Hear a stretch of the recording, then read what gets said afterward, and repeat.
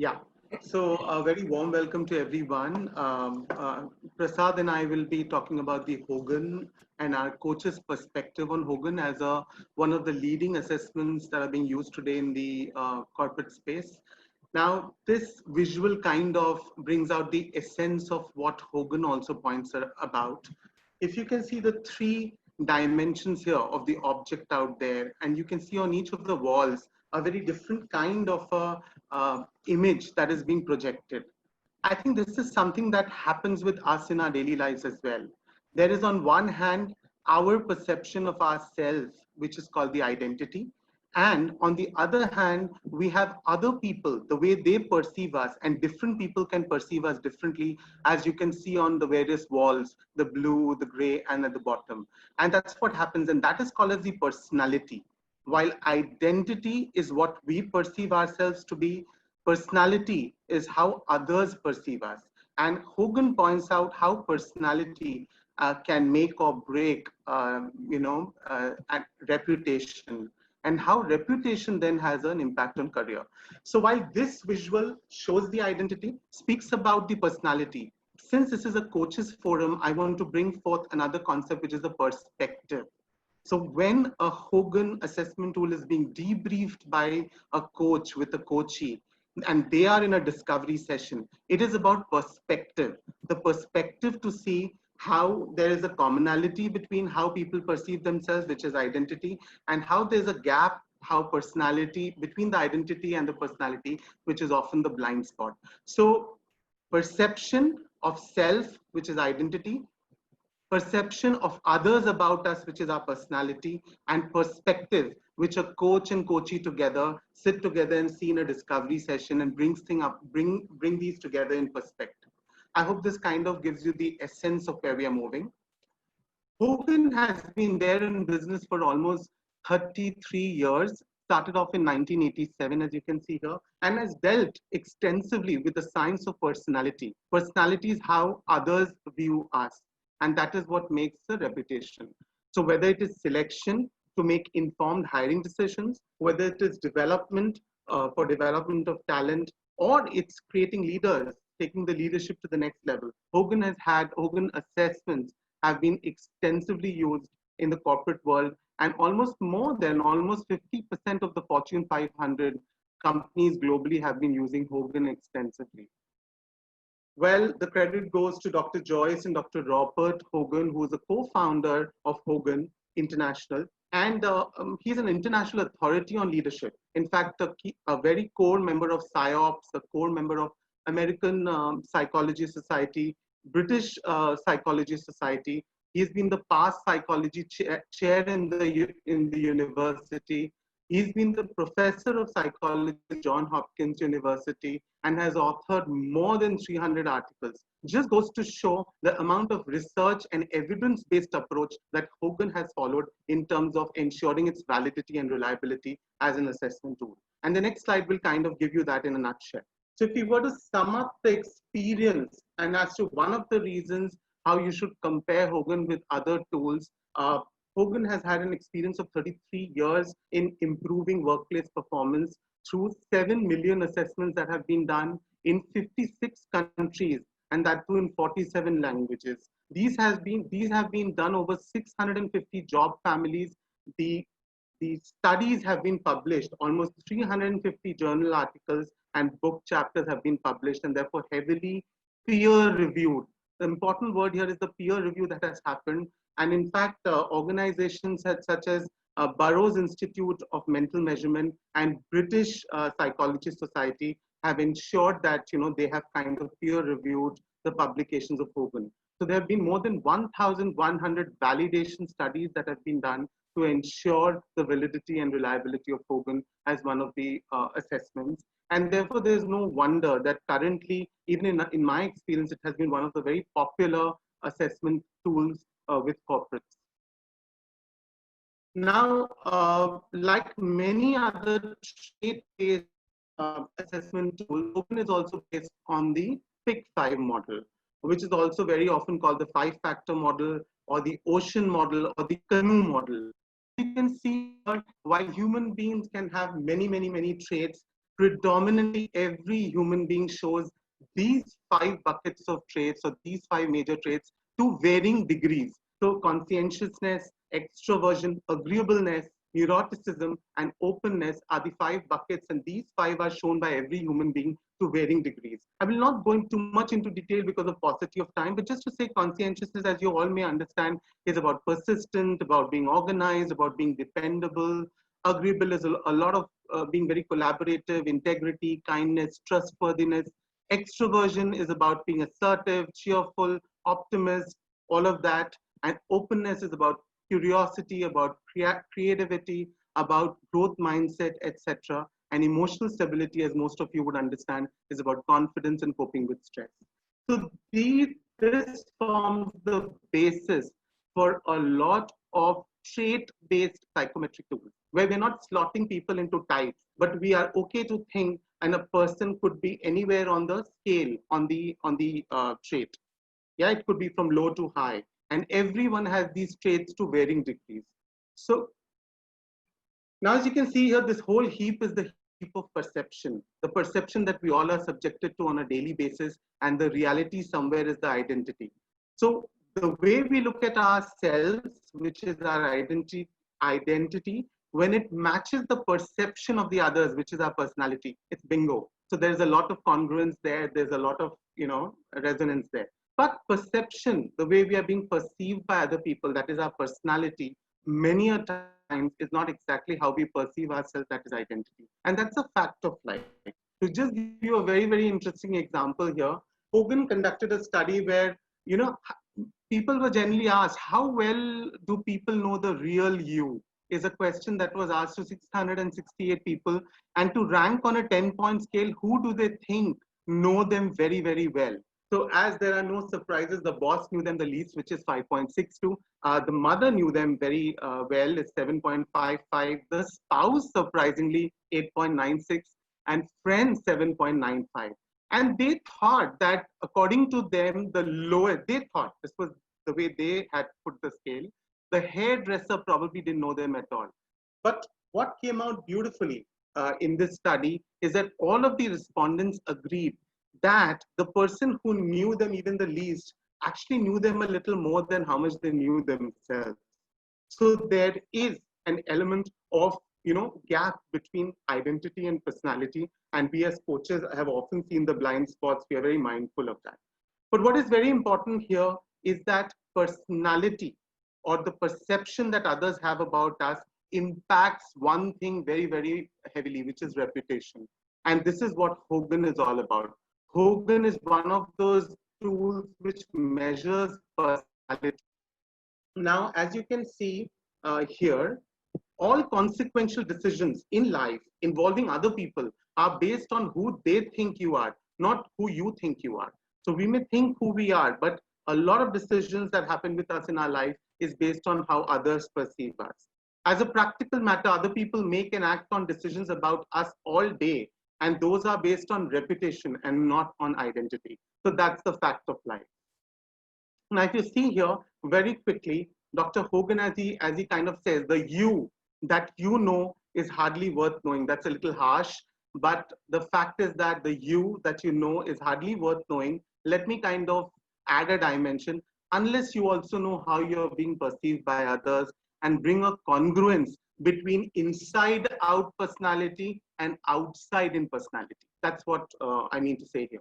So as you can see here, in Hogan, respondents responded to the items based on their identity. So when people fill in this test, which is about a 45 minutes assessment, and there are 3 sections, that is all about identity. So when I fill up my Hogan report, I'm answering everything from the point of view of identity. But this response pattern is correlated with a description. Each description is derived from research-based reputation. So I'm going to come and give you an example which will make it even more clear. And these descriptions of reputation are then compiled in a report, and a report of the summary looks like a report of their reputation, likely reputation. So reputation is strongly related with the person's performance, his past, present, and future.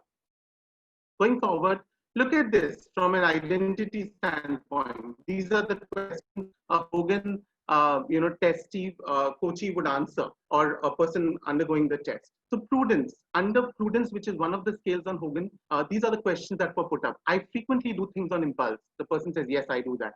People think I'm a non-conformist. I like to do things on the spur of the moment. I never know what I will do tomorrow. Sometimes I enjoy going against the rules. So this is how the person has answered the question from an identity point of view.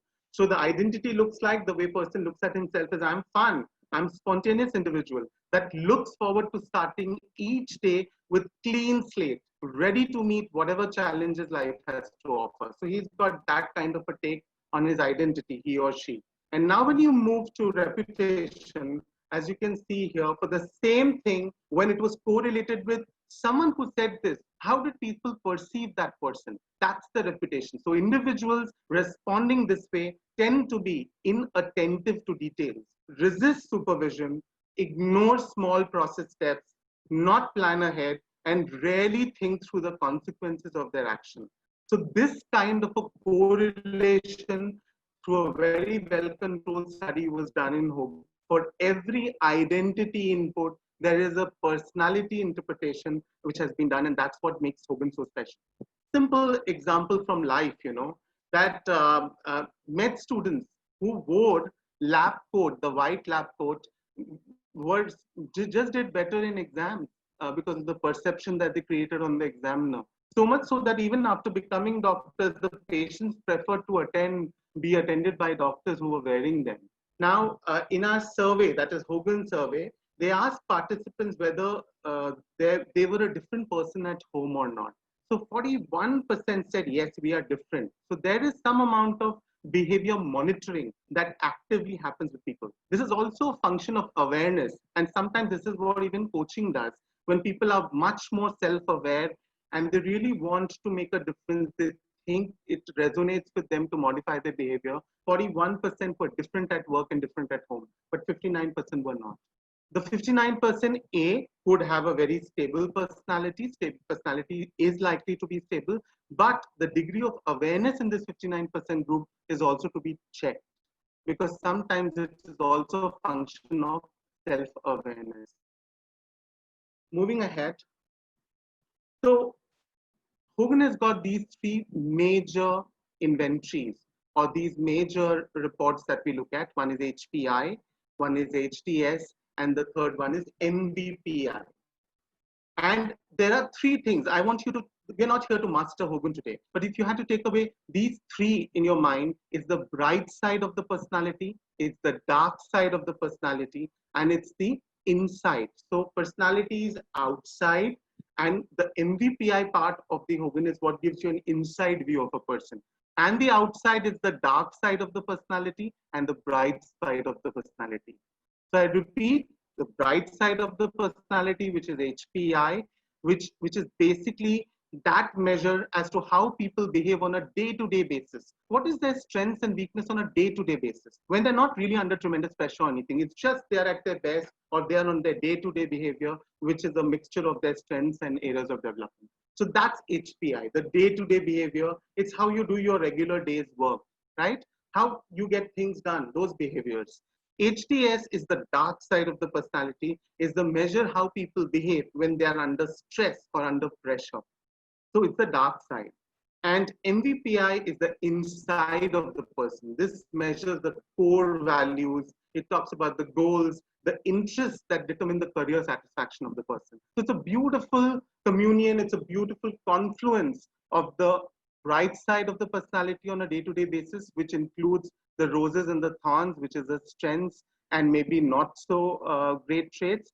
The HDS, which is the dark side of the personality, and then the MVPI, which is the inside of the person, which is the core values, the goals, and all of that.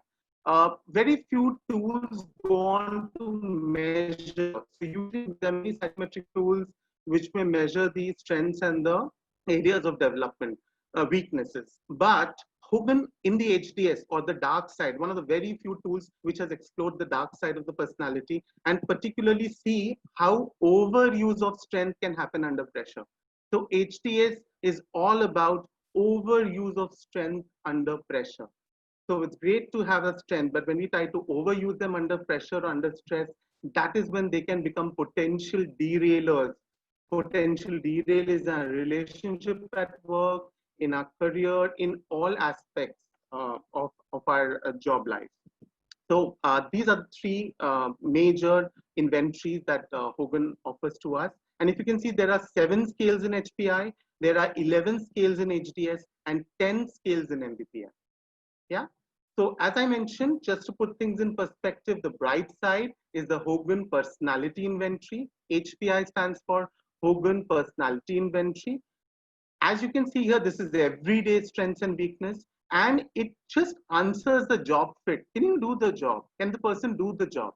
It's looking at that, you can gauge that. When you look at MVPI, it's the inside, the core values, the personal goals, the interests, and the drivers, as I mentioned. So this gives you, will you like the job? The MVPI gives you an indicator, is the person going to like the job? And is the person a great organizational fit into this kind of an organization with these values? So that is a great indicator as well with MVPI. HDS is the dark side, which is overused trends that can derail your career. So what will get into the way? The person can do the job. He's a great fit for the organization, great fit for the job. But what could potentially come in the way? What could be the possible derailers for the person is what HDS or Hogan Development Survey will answer. MVPI stands for Motives, Values, Preferences Indicator. I hope this gives you a very, very good understanding of what Hogan architecture is all about. And this is a great predictor of one's job performance and career success. Just to again tell you, bright side personality or normal personality describes people on a day-to-day basis, even when they are best. Bright side personality is measured by Hogan Personality Inventory. And if you can see the dark side, once again, describes people when they are stressed, when they are bored, when they're simply not paying sufficient attention to their behavior, they are not controlling their behavior, or they're not under any kind of, so for people, when they join an organization for the first 3, 4, 5 months of honeymoon period, you will see a lot of behavior, kind of monitoring. But post the honeymoon period, when the pressure increases, there is a different personality which starts emerging. So that's what we mean by the dark side, just to give you an example, right?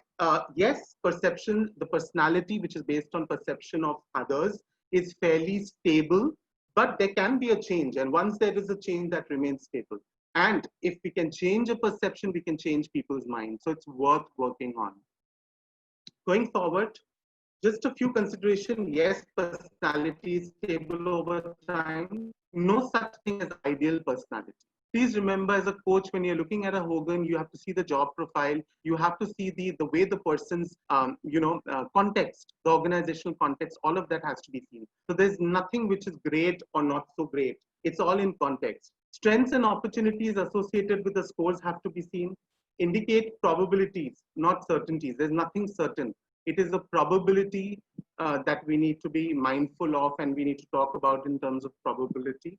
There are diverse styles, and contexts are important. So we need to see what is the context. We need to see the style of the way it has been put forth.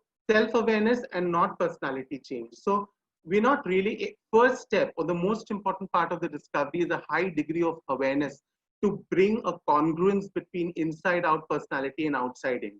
And then whatever resonates with the person, those changes can be targeted. So if I just wanted to show you a flash report, how a typical flash report, which is very handy for a coach, would look like. So these are the 7 scales, and you look at the HDS scales and MVPI scales, and these are the various scales, and these are the scores. And that's what helps you have a very, very quick look. Now, each of these scales have got sub-scales under them. So it's a very, very deeply researched product or an assessment tool. And you can see under each of the scales of HPI, which is adjustment, ambition, sociability, interpersonal sensitivity, and prudence, you have further split. So adjustment is all about how a person can tolerate stress and how a person can be resilient. And you can see a lot is mentioned here about empathy, not being anxious, not having guilt, level of calmness, even-temperedness, trusting. Good attachment here means how the person deals with superior authorities, figures of authority. all of that is mentioned. And I'm not going to go into the details of interpretation here at all. What I'm going to talk about, my purpose is to give you a very good understanding, a bird's eye view, a 10,000 feet view of how the thing looks like. So there are subscales and there are scales that are shown you. And these together, so the bright side, the dark side, and the inside with a deeper level of understanding of the scale. And in these two sheets, when as a coach, I sit together in a discovery session with the coachee, these two sheets are good enough for me to, have a great conversation with the coachee. So if you look at HPI, yes, someone, hello, can I continue? Yeah, please, Puneet. It's 7:25. So, so if you look at HPI, just being mindful how many minutes I have. Okay. So I've mentioned enough here. I'll move ahead now. So in the so if we talk about scale, the how we interpret that. 65 and above is considered high, 36 to 64 is average, and less than 35 is considered low. Nothing is good or bad, it depends. So for example, prudence. Now, the ability to be prudent is great for a person who's in compliance or a person who had to be a proofreader.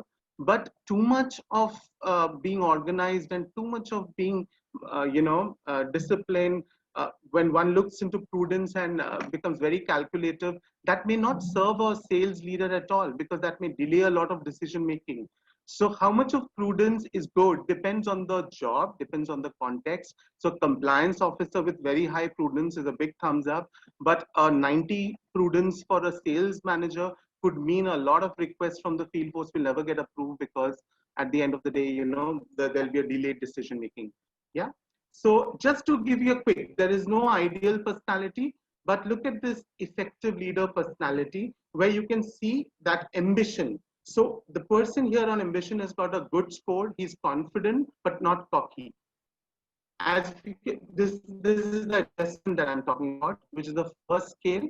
It shows confidence. So if somebody is very low on adjustment, the person is tending to be more self-critical, less confident, very high on adjustment, resistant to feedback, but very, very confident and calm. But if you're somewhere in the middle, you're confident enough, but not cocky. The second thing is ambition. So for a leader, that degree of ambition probably serves most of the leaders well.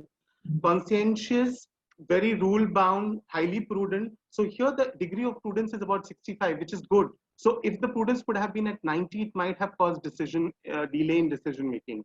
And if you can see the last part, which is when we are talking about inquisitive, the second last scale, very inquisitive, which talks about someone who is very creative, very strategic thinker, which serves very well for a leader.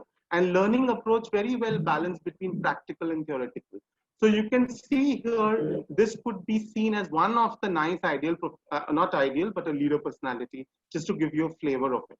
Yeah. Puneet, hi, this is Archana. There are 11 scales, and this is again takes about 20 to 30 minutes to complete. It's been normed over 10,000 managers, and some of these scales. And I'm not going to go too much into this detail, but yes, for HDS, any score above 90 is something that we want to see. They could be potential derailers. If there is nothing above 90, then we see scores between 80 to 90, and we go deeper into subscales to see what could be the potential derailers. As you can see, these are the scales here. An excitable would be very moody or hard to please. A skeptical person may be very mistrustful.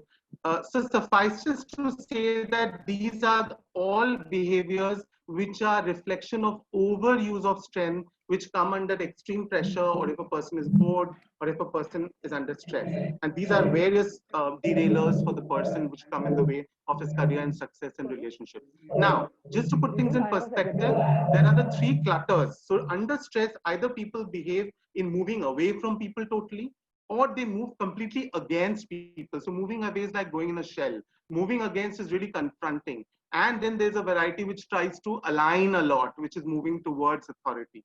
So you can very clearly see, so under stress, these are the various ways people behave. So for coaches, when they get these scales, it makes for meaningful discovery questions and meaningful conversations, which tells you how people could behave under stress. So a very, very rich source of understanding. MBPI, on the other hand, as I mentioned, there are 10 scales. These tell you about core values. These tell you about how a person's job satisfaction or organizational fit can be determined.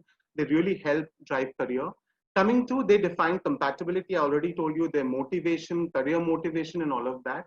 Moving forward, these are some of the scales like aesthetics, somebody who's got a good taste, attractive surrounding, interested in culture, somebody who's altruistic, concerned about welfare of others and improving society. Hedonism could be motivated by fun, pleasure, and good company, just to give you some examples. And again, if you had to put this in perspective, a lot of them are status-related interests like recognition, power, and hedonism. Some of them are social interests like altruism, affiliation, and tradition. Then could be financial. People are interested more in security, commerce. That's what motivates them. And last is aesthetics and science, which is their decision-making style. Somebody who's very interested in data, very interested in analytics, etc. So this gives you, as a coach, very, very good, fodder, a very good milieu to have a meaningful discovery-oriented session, and enriches the discovery process tremendously at the start of or at any stage of a coaching conversation. Now, the beauty here, as I would say, is to have reputation must be both inside out and outside in. So as a coach, we should really ensure that we're trying to have a congruence. We are encouraging this inside out and outside in congruence, that it's not just about how others are perceiving us. It's very important to know how. May I request you to please conclude, and Prasad, take over. We've overshot the time. Really sorry. Yeah, sure, I'm done. It's my last slide. Yeah. So second last slide probably. So this congruence is something which a coach can really facilitate beautifully. And with this, I hand over to Prasad for a real world case. Thank you. Thank you, Puneet. I think there is so much in Hogan that it's very difficult to club that in 20 to 30 minutes, right? And you did a fantastic job. Thank you, Puneet. Right. So now that we have at a very high level understood the theory part of it, let me give you a very practical scenario. So one of the clients that I dealt with, and it's a real story. So I have the permission of the client to share this particular story at a very high level, and I'll keep it short because because of the paucity of time as well. So Puneet, if you can click. So I had this client who had come across to me once, where he had called me around a year back and had spoken to me about some of the feedback that he started hearing from his stakeholders, right? Stakeholders, his team members. This is all verbal feedback that he started hearing, right? And but he was not very sure whether this feedback, what he's getting, is a real feedback or is it something somebody trying to do something against him. He was not very sure about it. See, but it was very disturbing for him. And what started happening after that is, he did contact me, right? He did contact me and said, Prasad, look, here is what I'm hearing. I'm kind of disturbed. Want to understand what's really happening, and and I've heard that you are coaching people. So how can I get help? I explained him how coaching can go about. Puneet, can you put up the slides over there? It's not coming. One moment. I thought I didn't remove anything. It's Yeah, there. move to the, I think just click. Just 1 minute. Sorry, just 1 minute. Click. Or I can share the screen if you want it. No. I have. Yeah, it's coming now, right? Thank you. Yeah. So I've changed the name, John, right? Senior manager from multinational organization approached me. After hearing all kinds of verbal feedbacks, which he was not sure about, and after me explaining him what coaching is all about, how he can be helped, he said, okay, let me come back after a year's time, or let me come back after some time. But after a year, when his organization did a 360-degree feedback, right? That was something which came onto his face. Now he was really, really disturbed when he saw this data, right? And he said, okay, now there is a problem. But when when he saw this 360-degree data, because he was not very convinced, he was still thinking that there are people trying to do something against him, and he was not sure whether he should really be worried or whether he should not be worried so much about it. And but then I asked him, can you share with me what is that kind of the feedback that you have received, the verbatim that you have received? Puneet, can you go to the next slide? And the verbatims that were actually coming across to him were really, really disturbing, right? These are some of the verbatims which he started getting it. Should be thinking before talking, should give us space, not to force us to sit when the team is, sit together when we are going for lunch. Let us give space to each other. Stop talking about us to other team members. He was coming across as somebody who is taunting, right? And that was another feedback which was not ready to accept. He should give feedback in person, one-on-one, and not, when he's out there on the floor. And that were some of the verbatims that he received from 360-degree feedbacks. Now, I've deliberately put up the negative ones. He did get some positive feedbacks as well. But just to make a point in case out over here, that what he was thinking and was doubting was actually started coming here as a 360 feedback. But he was still not ready to believe. He was still not ready to accept.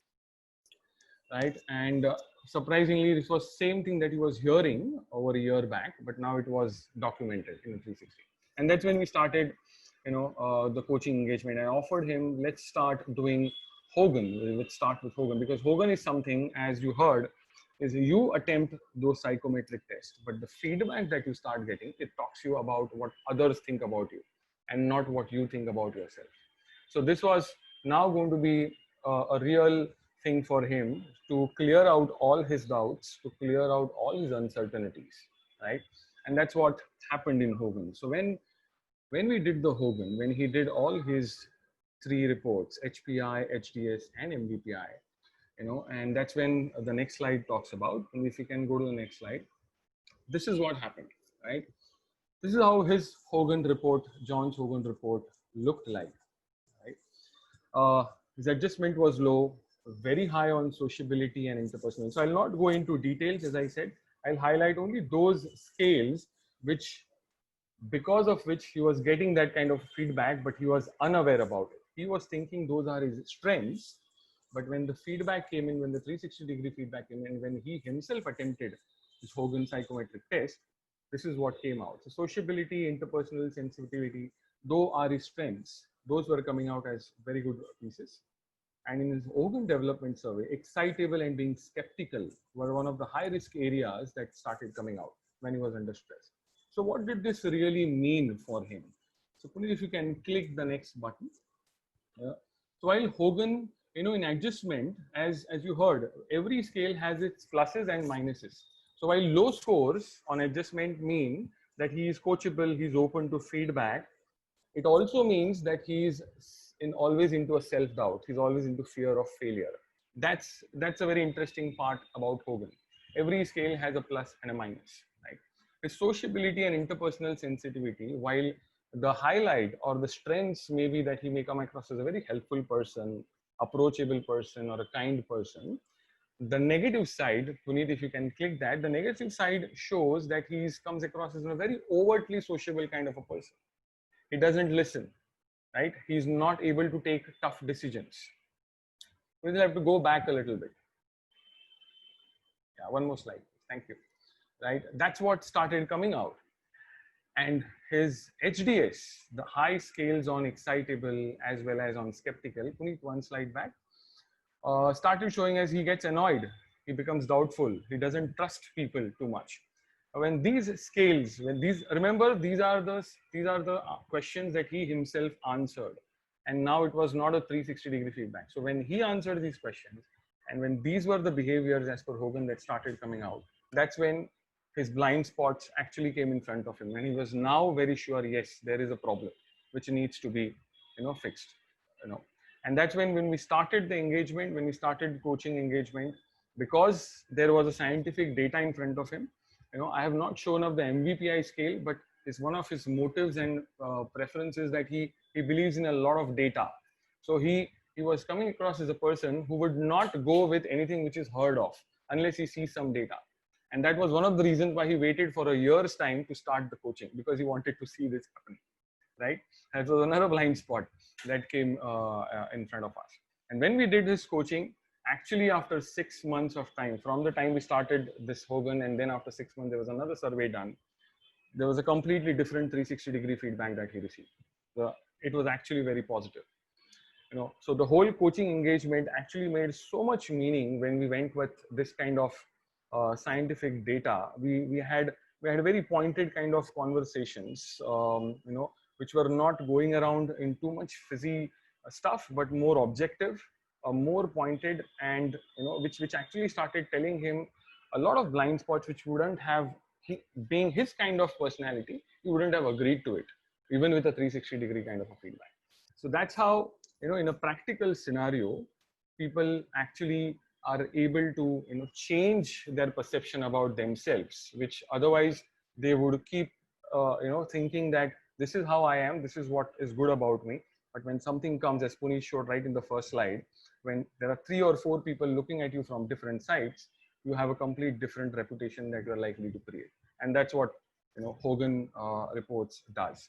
So this is, we thought, would give you a very good sense of how Hogan as a psychometric test can really help in understanding and in making a difference to people who are not ready to accept feedbacks, even like 360-degree feedbacks, right? So that's it from a practical perspective. Puneet, you want to close this? Few questions. Yeah, we want to take a few questions quickly. Yeah. So, of course, the mountain can be seen as an obstacle or adventure. It's all about perceptions. Yeah.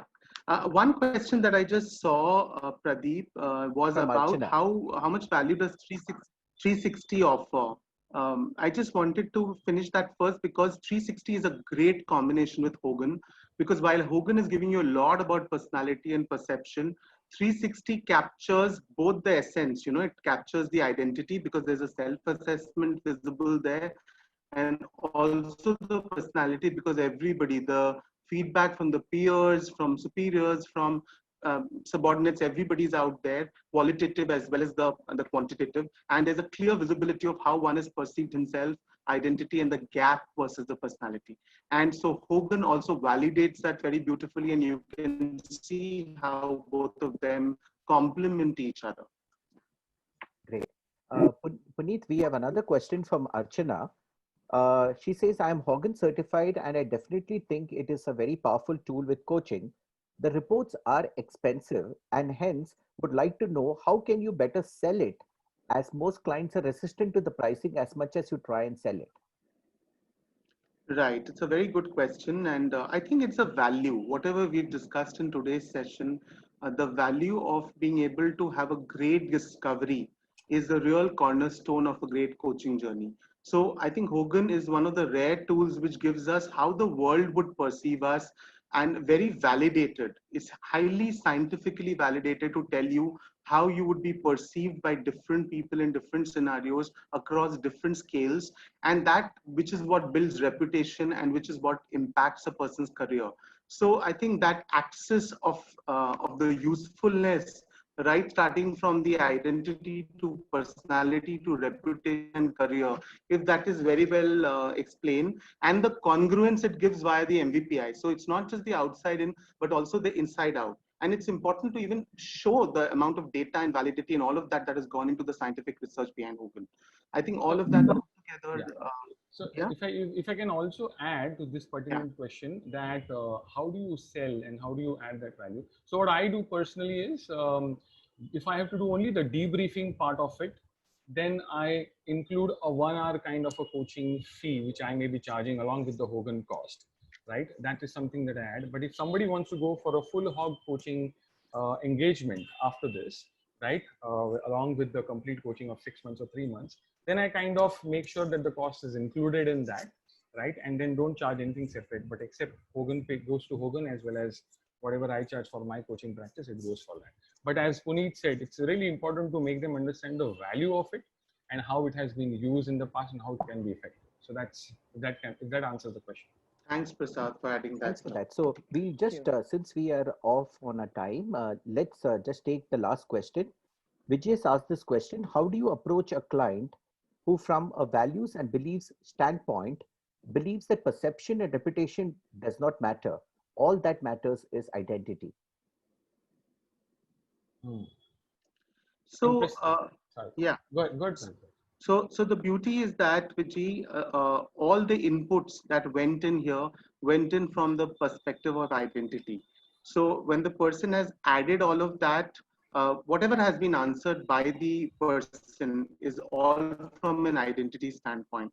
But if that's the identity of the person, and if the person is okay to be perceived the way the Hogan is throwing it up to them, then there is no conflict here. But if there is, because there's a 360 very often data available, and then we have the perception data from MVPI and from HPI and HDS, and all that is throwing up a lot of information to the person.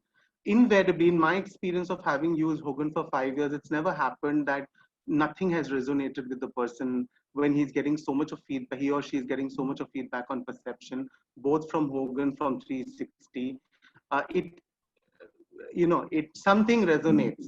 But if somebody is really close to saying I'm okay with my identity and I don't want to, I'm not really worried about any of this personality, so be it. It's a choice of the coachee at the end of the day in that case. But I would cross that resistance. And one last thing to add, Vijay, and everyone, Hogan is primarily work-related psychometric. So anything, it primarily works best for executive coaching. That's what Hogan addresses, not morely from a life coaching perspective or somebody wants to do something. So it's a work-related. And at work, as they put it, it's your reputation that matters, right? Whether you're hired or fired, it's based on your past performances. So that's where Hogan becomes effective. Yeah, and maybe just to add one more point, since Prasad raised it, and extensively researched in the workplace, but whenever out of curiosity, I wanted to know how much does this resonate with people in their personal life, I've got a huge response that it does. So while everything is in the workplace, but when I talk to the coaches, they see similar behaviors at home as well. Yeah, thank you. Thank you, Prasad. A very interesting and highly condensed webinar on Hogan. I know how challenging it is to put such a repertoire of tools, especially so meaningful and so much in depth in such a short time. But kudos to both of you. You've done a great job. Thank you so much. And over now to Uday Kumar Gopalakrishnan, who will be taking up the next webinar on EQ.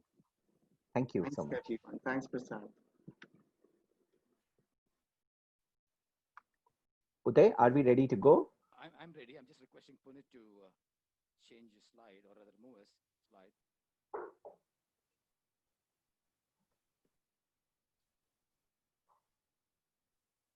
You can click on the screen share, Udayji. Yeah. When you share screen, it'll automatically go away. Yeah. All right. Uday, can you be a little bit loud, please? We can't hear your sound that clearly.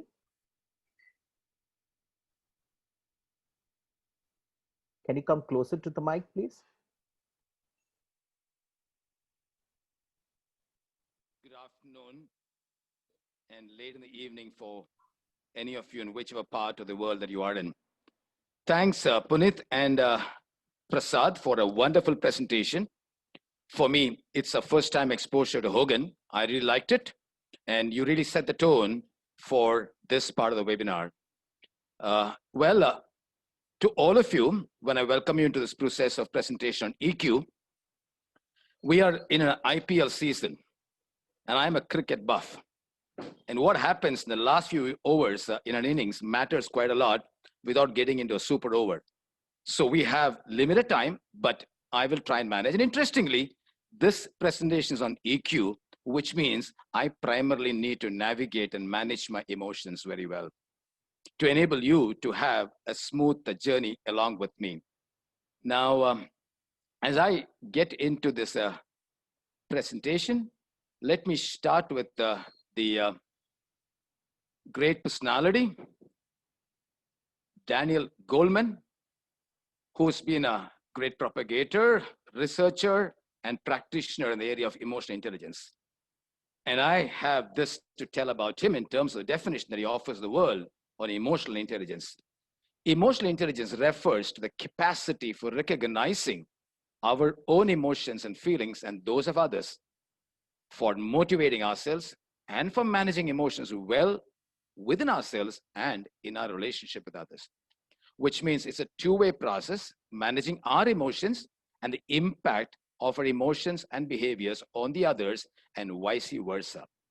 Well, interestingly, the model that I'm going to talk about, thanks, and I'm grateful to Joshua Friedman and a set of associates. Particularly, I'm grateful to Jane Morrison, a Canadian by birth and nativity, settled down in Middle East. She was my facilitator in 2017 when I undertook this facilitation journey of understanding about 6 seconds and the practical realms of putting that into use.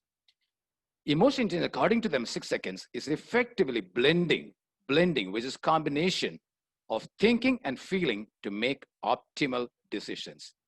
Generally, the perception that I had, and many whom I've come across also share, when we talk about EQ, when we talk about EI, emotional intelligence, it's generally about emotions. But look at this interesting subtext within the definition, effectively blending thinking, which means the logical, analytical part along with the feeling to make what is required in terms of the optimal decisions.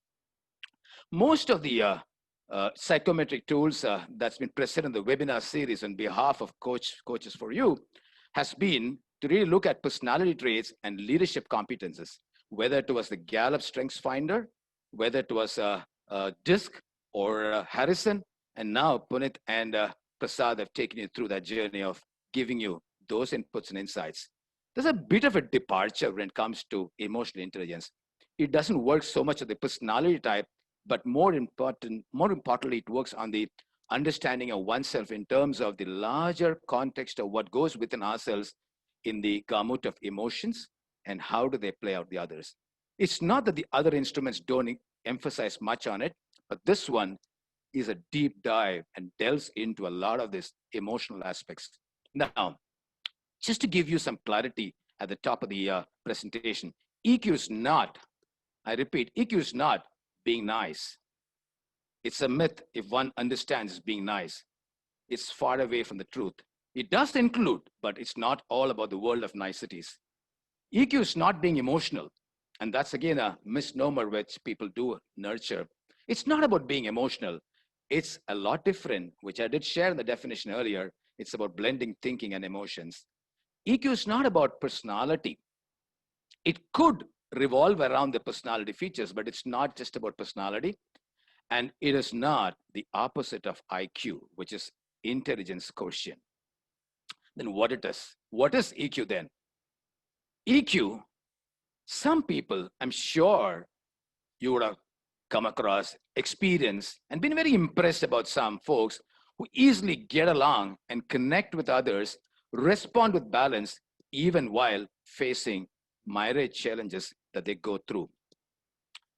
They are mostly proactive, very balanced, operate with integrity, and have great insight into themselves and others. Insight is again about the emotional awareness, the self-awareness part of it. All these come from a set of skills called emotional intelligence or EQ. EQ skills, at the end of the day, are learnable, very specific and therefore measurable, and they're valuable in life and at work, which implies it does not restrict to the domain of work alone predominantly. It's about the entire spectrum of the wholeness of the human being itself. Now, this is what emotion is all about, is in a very different way of understanding. It's being smarter with feelings. It's not about getting street smart, but it's about being smarter in terms of tactfully channelizing one's emotions within and managing them and channelizing the same outside of you when you work, interact, and build relations with others. EQ, it is said, has twice the power of IQ to predict performance. EQ is also a better predictor than employee skill, knowledge, or expertise, or all of that combined. Now, how do we go about doing this? Or how do we get to discover how can we really predict performance? Here I go with what is available. Before that, let me share at the outset a few definitions, one which you have come across, one maybe, one possibly anonymous and not come across too. Emotions can lead to our worst decisions or our best ones.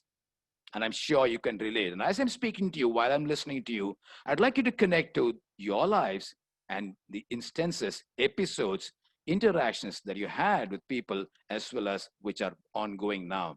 So this can lead to a worst or the best decisions. The difference, the real differentiator is emotional intelligence. American social psychologist and president of Yale University, Peter Salovey. He says, yes, we can control emotions. The trick is doing it in the right way at the right time. $1 million question, right? Doing it at the right time, at the right way. This is somebody whom you and I are familiar, possibly all of us have been grown with, at least in history. It is not a new idea. Around 350 BC, Aristotle had that wisdom to say, anyone can become angry. And I'm sure you can't point out anybody, including you or outside or around you, who doesn't become angry. That's easy.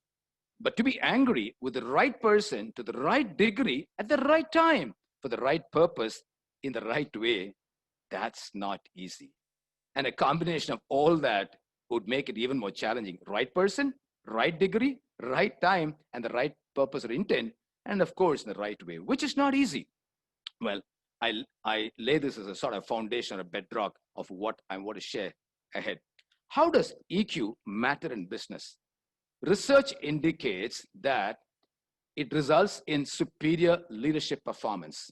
The how of it, the what of it, I'll talk about a little later. But just to give you some nuggets as to how EQ really matters in business and what does research say.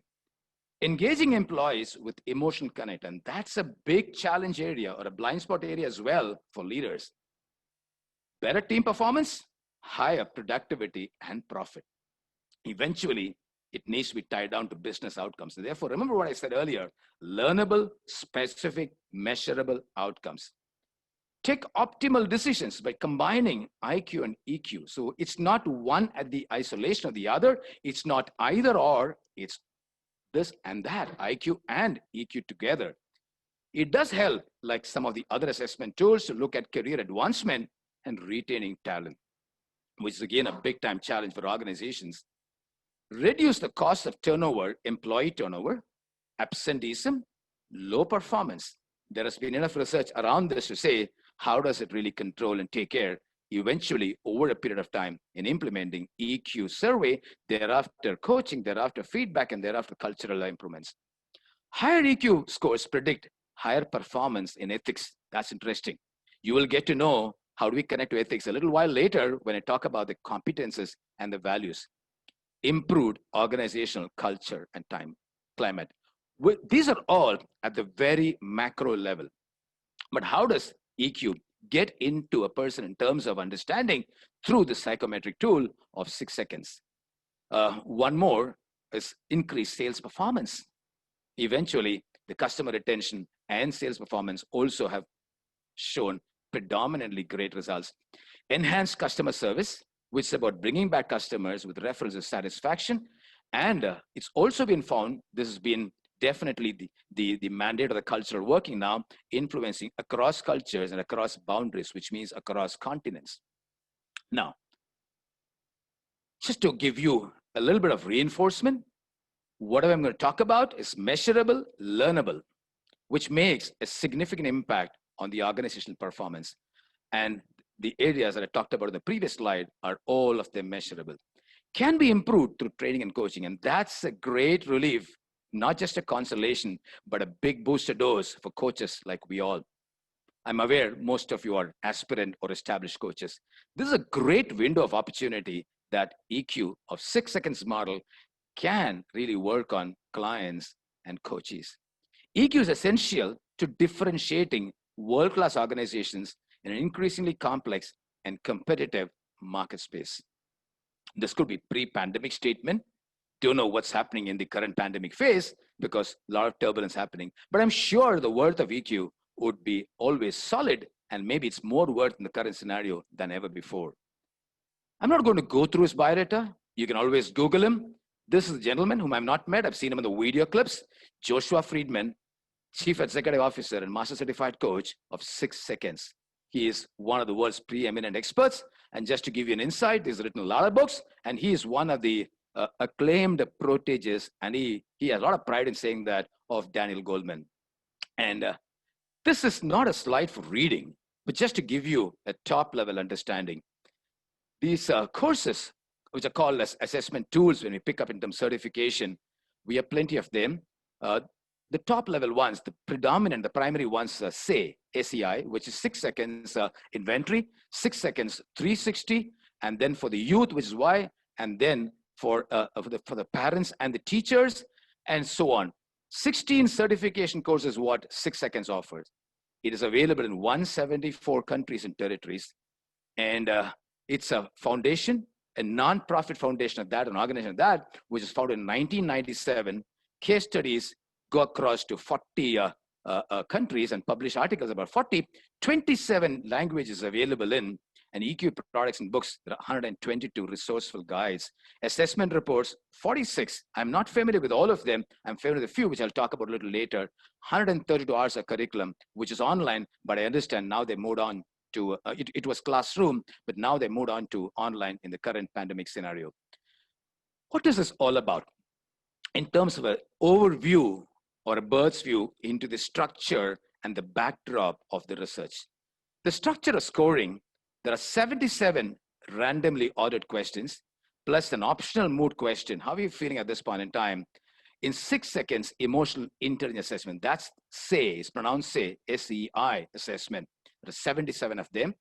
The format of the questionnaire is based on the 5-point Likert scale. Likert scale is typically having variations. Most popular one of them is agree, strongly agree, disagree, whatever. So that's on a 5-point Likert scale.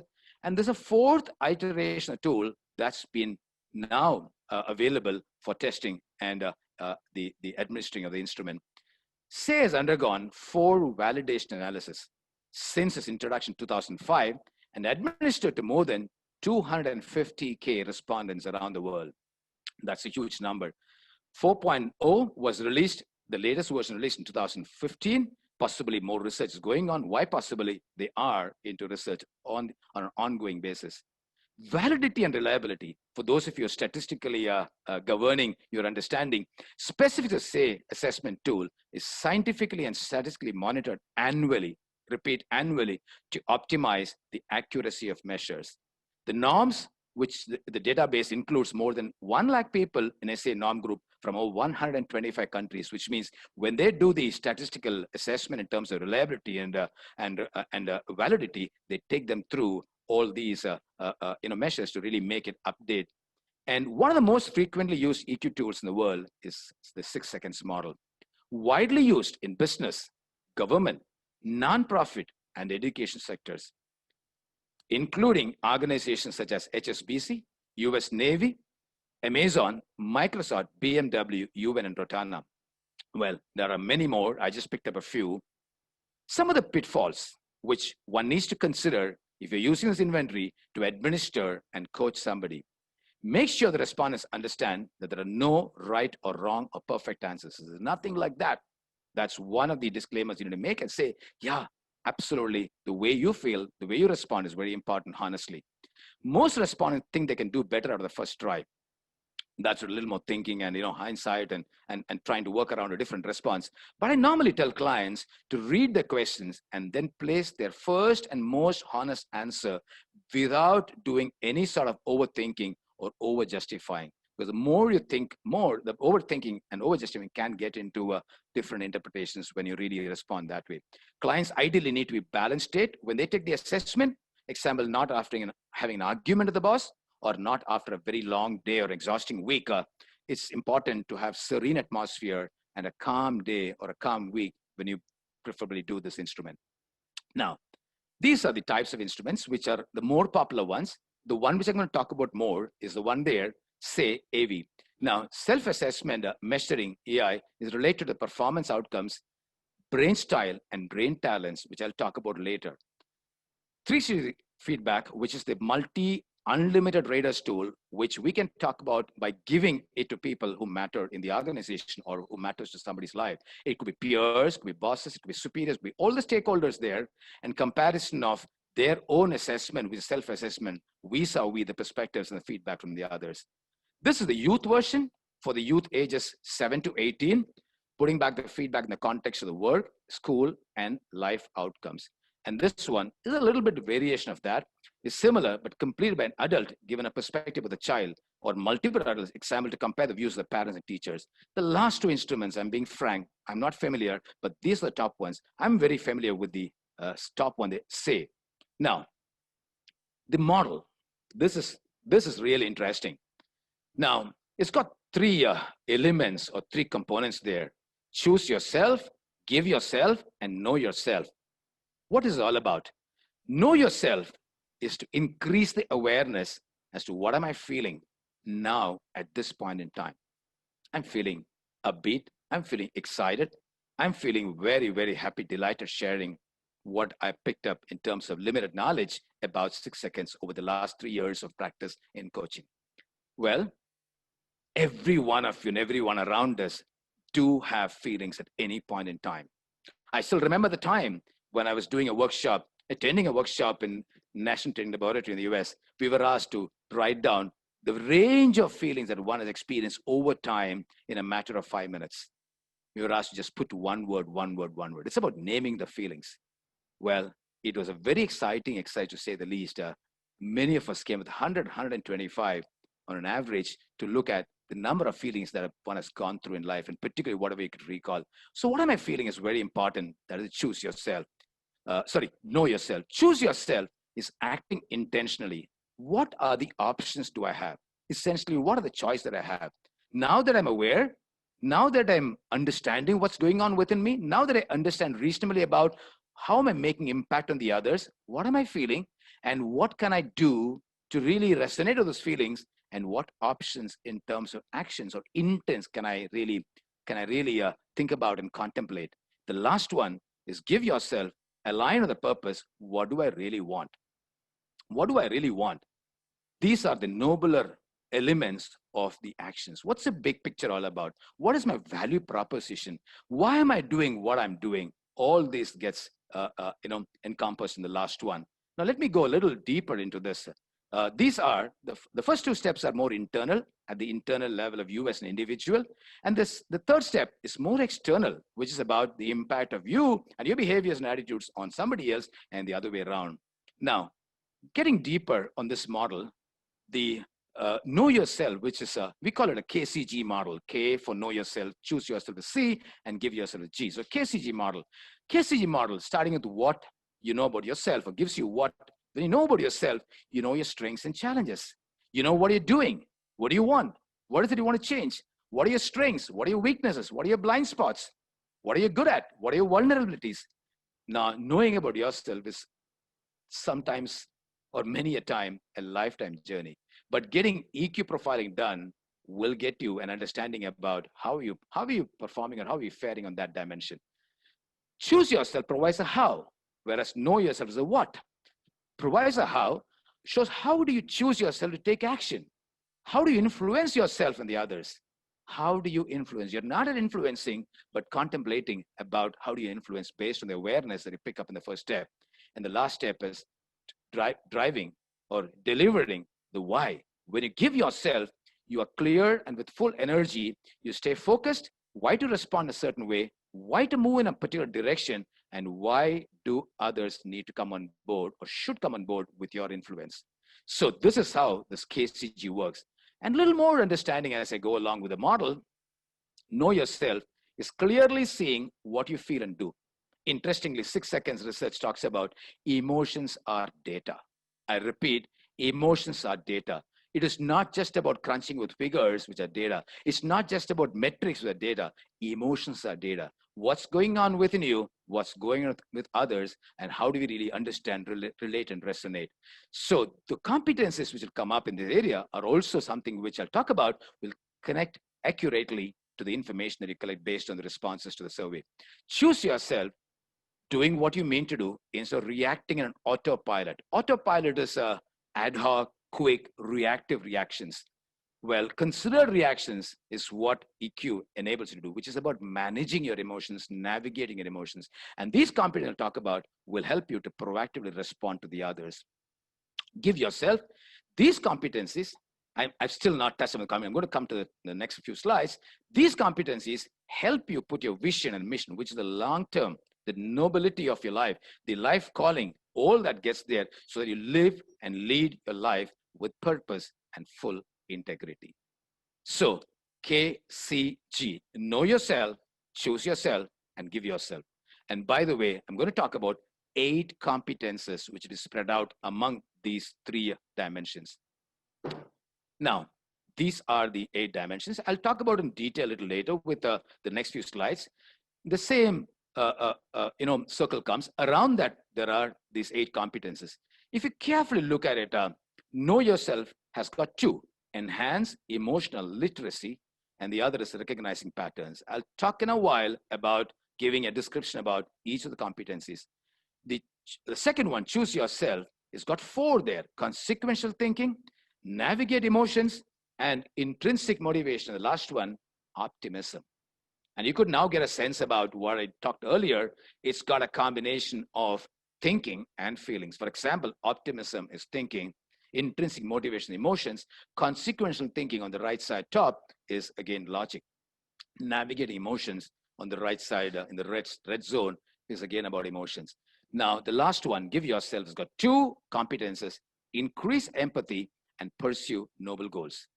Now, just to give this all together, you're more aware, which is about your self-awareness, which is know yourself. You're more intentional and deliberate using your self-awareness. And then you're more purposeful in terms of driving or directing yourself. Competencies are like muscles. The more you practice, the more you become skillful. It's like going to the gym and working on your muscles.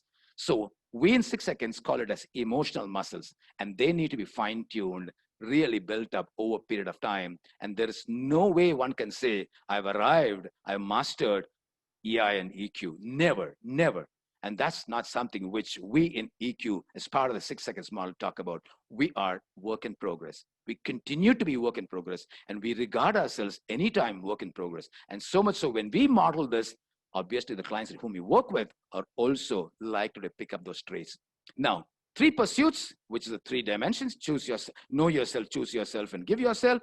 8 competency are the action points, and 3 steps are cyclical, which means it's like a propeller driving a ship.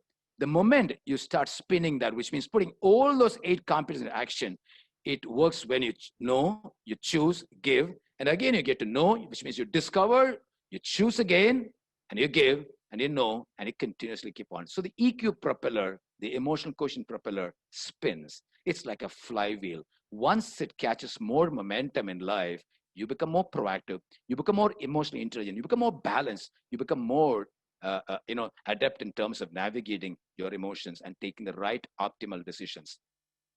Positive momentum is gained and insight to move to the optimal decisions. 8 competences. Within the 3 pursuits live 8 specific learnable, measurable outcomes. Measured through the 6 seconds EI assessment called SAY. Now, I'm now rolling out for your benefit and understanding the 8 competences with definitions to follow. Pursuit, which is KCG part of it. Competency are the 8, and the definition, the description of the competency. Know yourself is about increasing self-awareness. It's got 2 competencies. 1, enhance emotional literacy. On the right side, you would see accurately identifying, interpreting both simple and compound feelings. Simple are, as simple as glad, sad, mad, which is the largest spectrum of feelings. Compound would be terrible, intimidated, ecstatic, excited, impressed. All those are compound feelings. It's got more relational, relational understanding or connections. Now, the key is naming your emotions. I repeat, the key is naming the emotions. Now, this is one struggle and challenge that I come across in coaching situation. When I do this instrument, rather administer and they give the feedback, many of them fall short in this particular competency. It is not that they don't have emotions. It is not that they don't recognize emotions. It is not that they cannot decipher or decode emotions. They do. But the consistency in terms of understanding, deep diving in terms of self-awareness is where they fall short. So I do coach on areas to really work on building that muscle. So naming the emotions is very important. And also it said, when you name the emotions, you can tame the unnecessary, unwarranted ones. I repeat, name to tame the unwarranted emotions. The second one there is recognizing patterns, acknowledging frequently recurring reactions and behaviors. What is this all about? All of us, me included, everyone around us, we do have certain patterns which we can recognize, which get repeated over a period of time, and the reactions and behaviors which have a complementary effect in terms of the impact on others, impact on situation, impact on people whom you lead, or be within family. Now, typical small time patterns could be when you're watching the TV, somebody changes channel, you get very upset.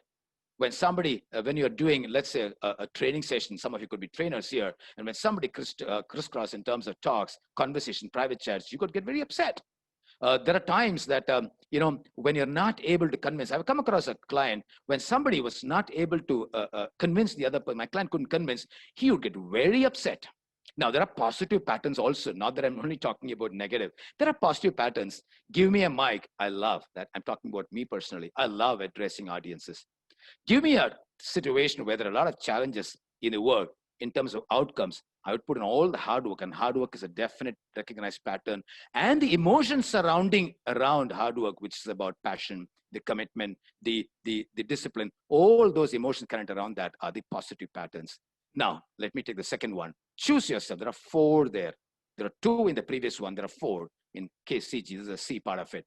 Developing self-management, which Daniel Goleman talks about self-regulation in his research. And we in 6 Seconds talk about developing self-management. What are they?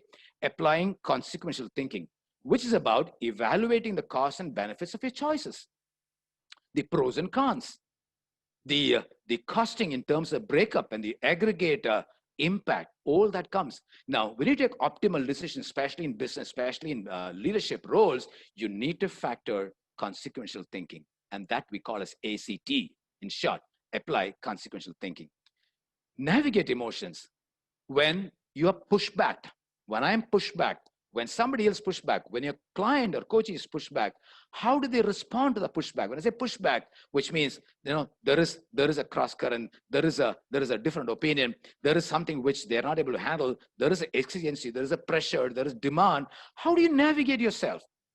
How do you navigate your emotion, to be more specific?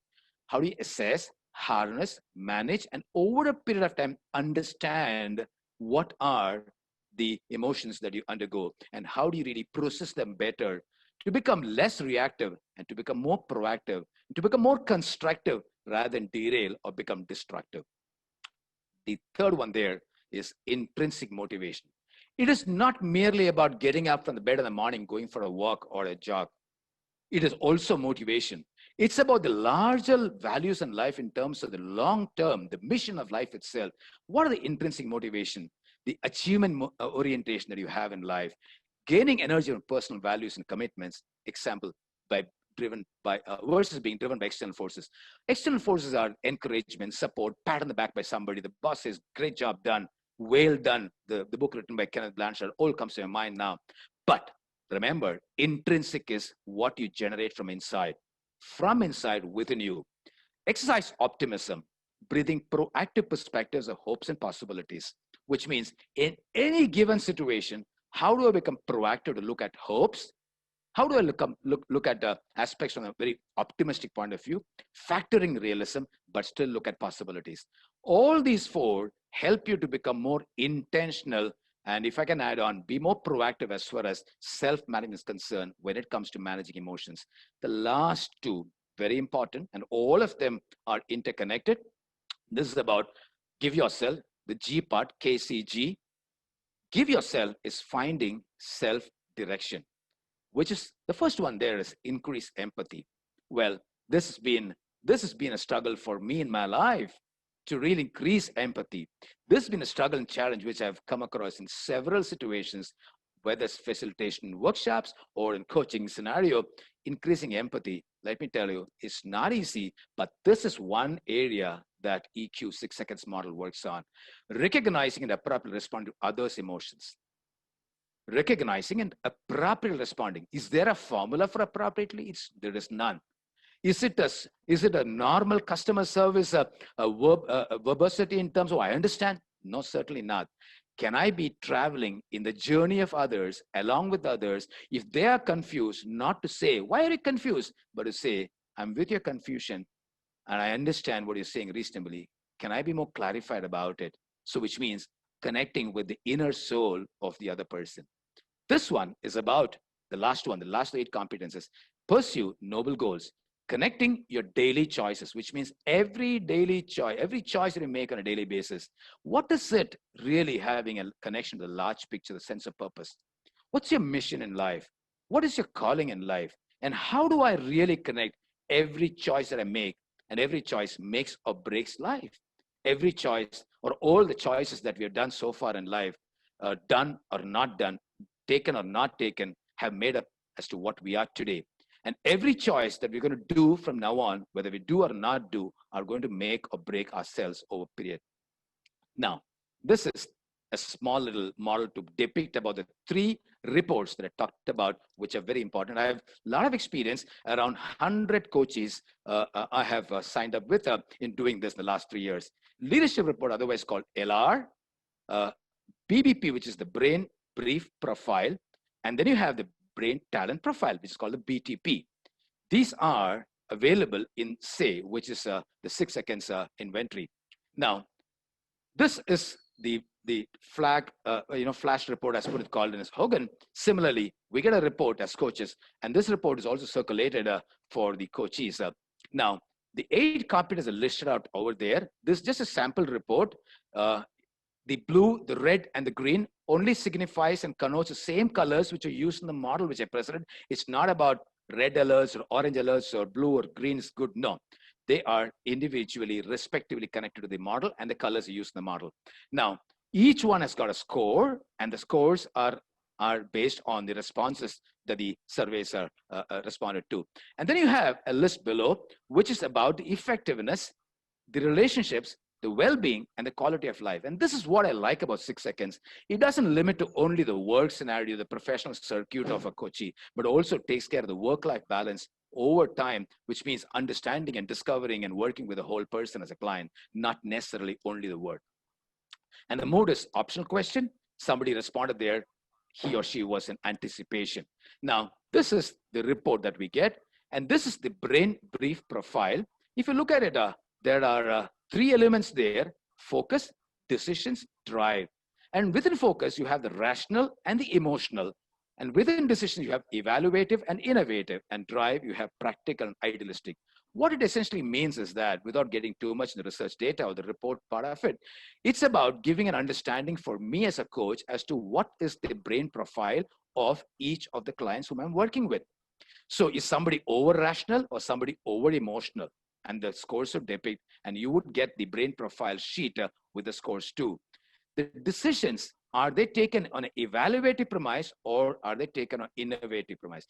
The bubble there in the center could move leftwards or rightwards depending upon the orientation and the personality of the individual. Drive oscillates between practical and idealistic. So somebody could be very idealistic, somebody could be very practical, somebody could be in the center. And out of this report, what they generate is 8 profiles, and they're called SAGE, scientist, deliverer, design, and all that. But I'm not getting into that. But I'm saying there are 8 possibilities of permutation combinations of where the bubble of focus, decisions, and drive would come in. Now, this is the other. 8:20. Yeah, thank you. This is the other one, which is the brain talent profile. The brain talent profile has 18 elements to it, but I've just put there 6 elements. Why 6 elements? They are the top brain talents which you would get or anybody would get by responding to the questionnaire. And on the right side, you have all that, all the 18. Typically, a metaphor for this for you to understand is that, like your phone, your smartphone that you have, it has got several apps which you accumulate over a period of time. Many of those apps you're not using. Many of the apps are redundant. Many of the apps become obsolete, but still there. But some of the apps you frequently use. This particular part of the questionnaire evaluation and the inventory brings out a picture for the client or the coachee saying that these are the 8 top brain talents that you have. And these 8 are your strengths. Can we leverage on that? And again, if you look at it, the spectrum ranges from rational and emotional, evaluative, innovative, practical, and idealistic. So when we overlap this particular BTP, brain talent profile, and the BBP, you get a complete understanding of the client. Now, pointers for application of EQ model. And this is about the specifics in terms of my practical understanding and practical experience that I gathered thanks to clients and corporate world that I worked with. Now, there are gains, there are cautions too. I repeat, there are gains and cautions too. Now, this EQ model of 6 seconds, with all my limited understanding and experience, let me tell you, this is a very effective supplement and a tremendous value addition for coaching. You can do various ways. I have done, depending upon context and depending on the client's needs, I've done the beginning of the coaching, running into 8 to 10 modules of coaching. It sometimes midway, sometimes towards the end, but depends on your intuition, and do not do for the sake of it. But all said and done, it does supplement a great value addition. It is not intimidating in the sense, none of these factors are competent to talk about something very intimidating and threatening. It provides a very smooth deep dive and addresses the person as a whole. I just said a little earlier, it takes the work as well as the personal spectrums of life. It evokes self-awareness for leadership facets. Many a time, I've gotten very reflective conversations, or rather listening to reflective conversations emanating from the client, sometimes in group coaching, sometimes in individual coaching, but great amount of awareness comes in with the scores that emit from the scoring or the survey. It fine-tunes work-life balance, which is the implication of IQ plus EQ, taking those optimal decisions. I have come across great experiences in terms of success models and success stories of clients where they enhance ownership and accountabilities. But it didn't mean, and it doesn't mean to me when I say this, it's a magical wand which happened in a jiffy, but it took over a period of time. These outcomes and accountabilities that clients worked on range anything between 4 to 8 sessions. It is not that every session we focus on this. There are several other agenda which we get into, rather client's agenda, but this becomes a focal area whenever some pointers, some episodes come up. Cautions, let me share my convictions here. Do not over-rely only on 6 seconds inventory. Over-reliance will reduce efficacy. Like any other assessment tool, over-reliance is too much of amrita. So that will spoil the portion. Not the be-all and end-all for all applications. I'm not saying, with all humility and sincerity, saying that if you do EQ assessment through the 6 seconds model, it'll be the panacea for everything. No, it's not the be-all and end-all. It has got limitations, but it's a great window of an opportunity for coaches to really work with clients. Translation to specific outcomes, important.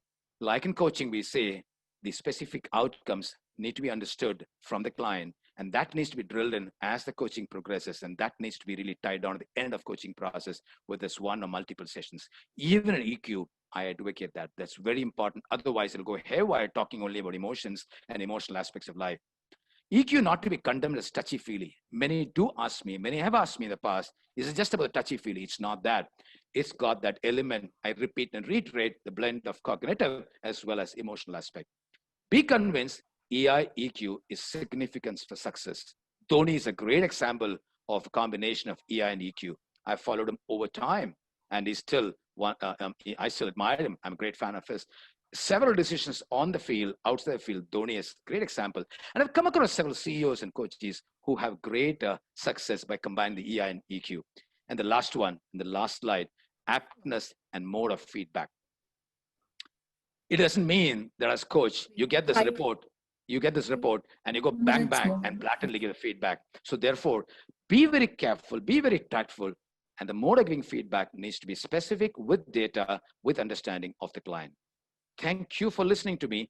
I do understand that there are much more to be covered in my understanding, but whatever I could offer in a 25 minutes time window is what I've offered. So I know there is a paucity of time. There was overshooting by the previous presentation, though they did very well. So I'm here to answer whatever we can, or I leave it to Pradeep to anchor it. Thank you, Uday. I'll take it from here. Since there are a few questions which has come up, what if any are the biggest downsides of very high EQ, and what is the coaching approach in those individuals? It's from Puneet Mehrotra. Well, considering paucity of time, I just want to tell Puneet and the rest of the group who's available here, saying that I have come across, without naming the person or naming what the person went through, very, very traumatic situations in life when I've coached professionals in corporate world. And this has really helped to bring in a semblance of a balance, if not a balance. And I'm very convinced that this model really seeps in, seamlessly works in individual, very non-threatening, and has helped individuals to overcome. And I do have in mind a couple of instances which come to mind, which is very traumatic, but very helpful too. There is one from Vasant Shankaran. I don't know whether it's a question. It says considered reactions, intentionality, very hard to achieve in an emotional situation. So I don't know whether he would like to. If I'll step in because of time factor with whatever understanding they have about the question or the statement. Very tough. Also very, unmute and speak was, yeah. very, very, very complicated, very tough, and very challenging, but it is not impossible. It is not impossible. One has the value and the conviction to really work on EQ elements of life within, both within as well as with others. It's a great set of possibilities that emerge, and we can be hopeful with 6 seconds model of doing that. Can I talk? Yeah, Yeah, Shivram, go ahead, please Shivram. go ahead with your question. Yeah. I found that emotional navigation I is very think interesting, we do. but Yeah. it's very hard to practice, right? It comes to practice, right? Go ahead. I'm sorry, I heard one part of your question. Very hard to practice. And what else did you say? Can you What I'm repeat, please? saying is emotional navigation, I found it very interesting, but it comes through only practice, like navigation. Like people Yes. use it as management and kind of thing, but still navigation comes through practice. Like you have to practice Absolutely. on your own emotions, Absolutely. Not just that one competence of navigating emotions, every single one of them out of the 8, like I said earlier, it's like working in a gym. You need to keep flexing your muscles to keep building your muscles. Otherwise, the wear and tear of life can wear you out. So it's important to continue practice, continue the work in progress.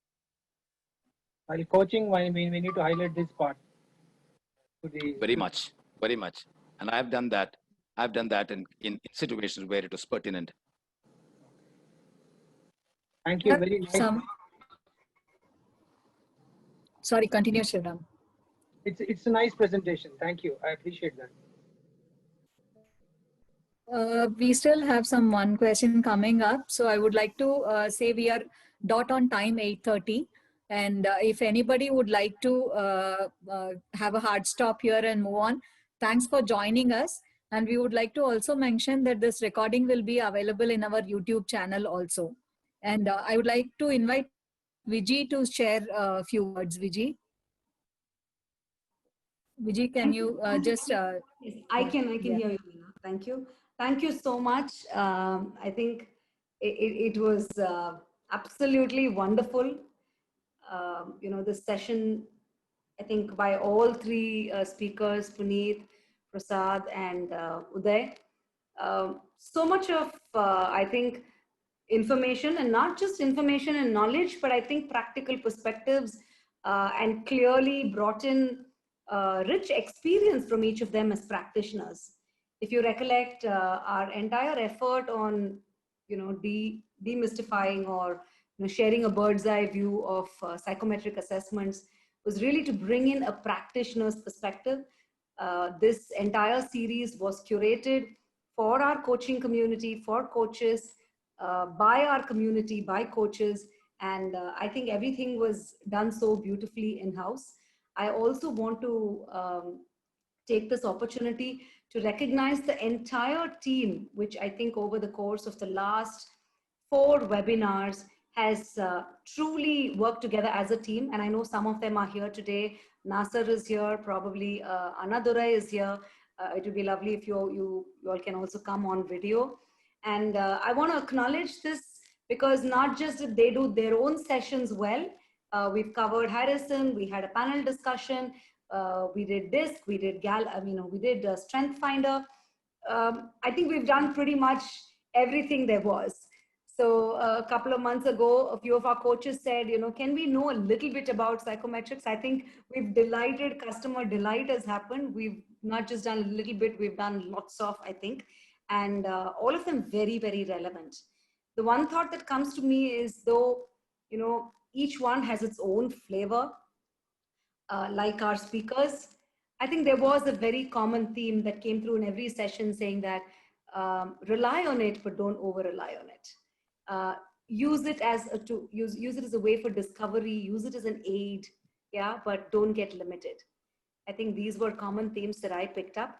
And sorry, I jumped into that. Just going back to acknowledgements, I would be feeling in my duty if I did not call it out. And if I do miss somebody, please jump in, panelists, and correct me.